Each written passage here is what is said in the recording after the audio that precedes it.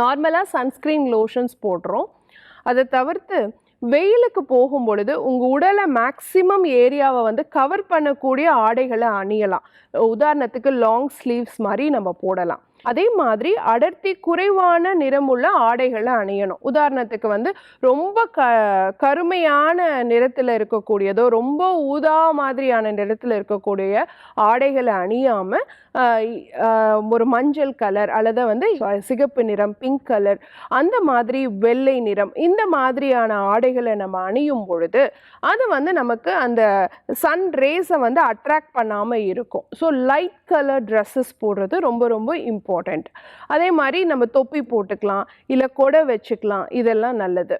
நிறைய தண்ணி குடிக்கலாம், இதுவும் முக்கியம். நாட்டு மருந்து கடைகளில் வந்து பீர்க்க நார் கிடைக்கும்.